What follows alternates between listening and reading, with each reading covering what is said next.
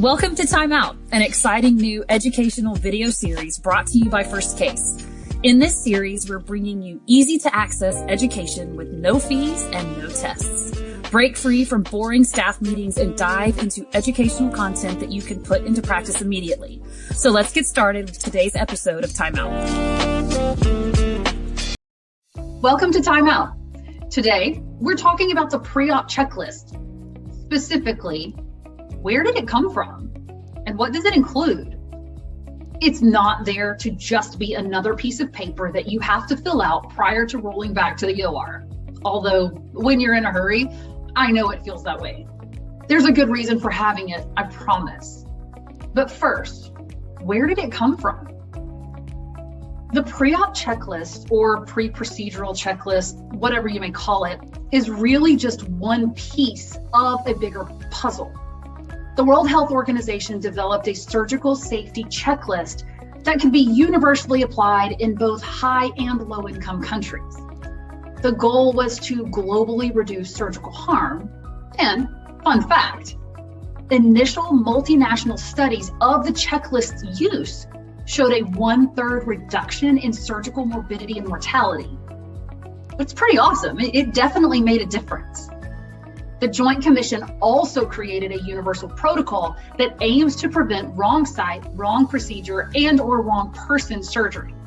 This protocol addresses pre-procedure verification, site marking, and the timeout. So then, AORN took both the surgical safety checklist and the universal protocol and combined them to create a comprehensive surgical checklist. The checklist covers critical points in the care of the perioperative patient. The pre-procedure check-in, that's done in pre-op.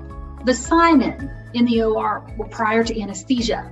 The timeout prior to the cut, and the sign-out before the patient leaves the OR.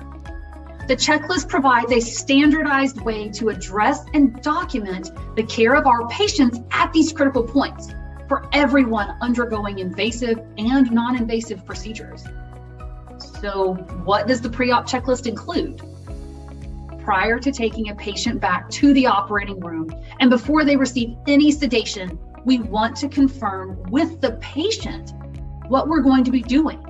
We verify that we have the correct patient, we're doing the correct surgery, and we're going to be operating on the correct side of the body, if that's applicable.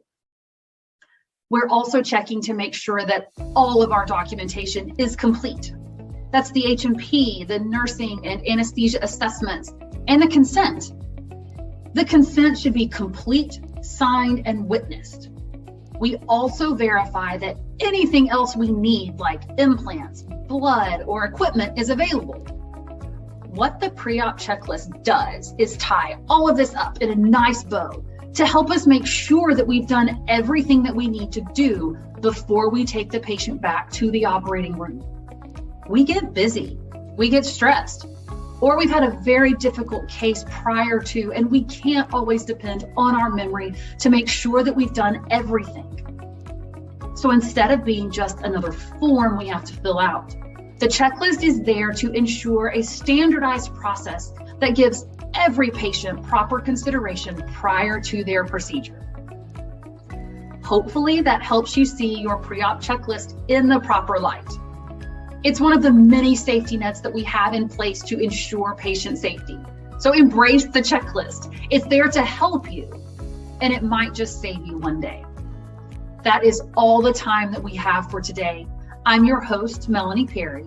Thanks for watching. That's going to do it for this episode of TimeOut. As a reminder, you can help support us with a like, a share, or by subscribing to this channel. You can also subscribe to the First Case podcast on your favorite podcast application. I would appreciate a rating and a review because your feedback is important to this show. On behalf of everyone at First Case, thank you for watching this episode of TimeOut.